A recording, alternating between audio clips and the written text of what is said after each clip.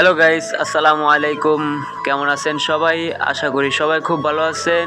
আলহামদুলিল্লাহ, আল্লাহর রহমতে আমিও ভালো আছি। আজকে আপনাদের মাঝে আরেকটি নতুন ব্লগ ভিডিও নিয়ে হাজির হয়েছি।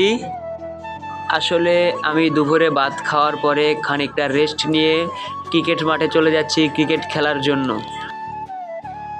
তো আমি ভাবলাম যে আমি ক্রিকেট খেলতে যাচ্ছি, আমার অডিয়েন্সদেরকে একটু আমার ক্রিকেট মাঠটা দেখাবো, তাই একটি ভিডিও করলাম। আপনারা সম্পূর্ণ ভিডিও দেখবেন ইনশাআল্লাহ।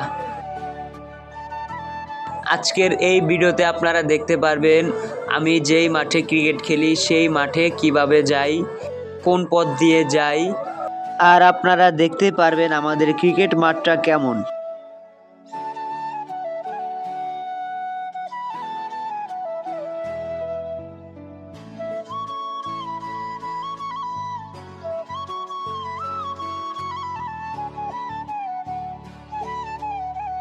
মাঠে যাওয়ার পথে মহিবুল্লাহ মামার সাথে দেখা হয়ে গেল।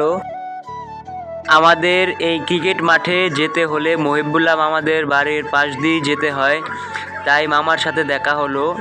এখন আমি মামাদের বাড়ির পিছনের রাস্তা দিয়ে মাঠের দিকে এগিয়ে যাচ্ছি। এটা হলো আরিফ ভাইয়াদের বাসা, আর পাশেরটা হলো রাহাতদের বাসা। আমি রাহাতদের বাসার উপর দিয়ে চলে যাচ্ছি, আর এগুলা হলো রাহাতদের ছাগল। ওদের 3টি ছাগল আছে এবং 2টি গরু আছে, আর এটা হলো রাহাতদের বাছুর। আর এই বাগানের এই সরু পথ দিয়েই আমি মাঠের দিকে এগিয়ে যাব। আমার পিছনে যে পুষ্করিটি দেখতে পাচ্ছেন এটি হলো রাহাতদের পুষ্করিণী। তাদের পুকুরের পাশ দিয়েই আমরা মাঠের দিকে যাই। আর সামনে আরেকটি পুষ্করিণী পাওয়া যাবে, সেটি হলো মিজি বাড়ির পুষ্করিণী।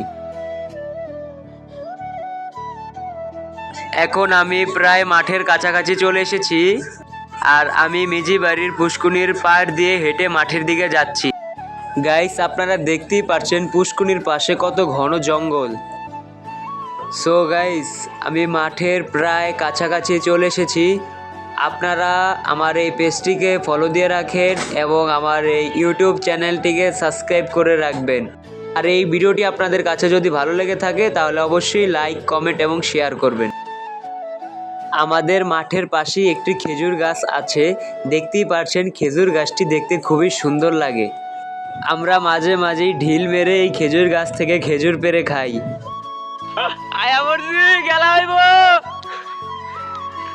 গাইজ, দেখতেই পারছেন আমার আগে শাহাদাত মাঠে এসে উপস্থিত হয়ে গিয়েছে। এই যে অবশেষে মাঠে চলে আসলাম, এখন খেলা হবে।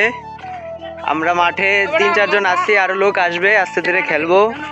আপনাদেরকে মাঠটা দেখালাম, এখন বল খেলবো। সেটা তো দেখছেন, মাঠ তৈরি করার সময় দেখছেন। এই যে দেখুন আমাদের মাঠ। তো গাইস, এখন যেটা দেখতে পাচ্ছেন এটা হলো আমাদের ব্যাটিং পিচ, আর ওই যে শাহাদাত যেখানে দাঁড়িয়ে আছে সেটা হলো বোলিং পিচ। আর আমরা মাঠের এই কোনায় ঘাসের উপরে বসে থাকি, বসে বিশ্রাম নেই।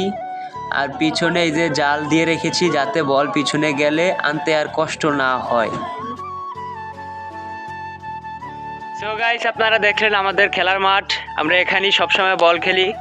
আর কমেন্ট করে জানাবেন ভিডিওটি কেমন লাগলো। লাইক, কমেন্ট, শেয়ার করবেন, পেজটিকে ফলো করবেন, ইউটিউব চ্যানেলটিকে সাবস্ক্রাইব করবেন। আর ভিডিওটি বেশি করব না, এখন মোবাইল রেখে দিব, কারণ এখন আমি বল খেলবো। ঠিক আছে গাইস, টাটা।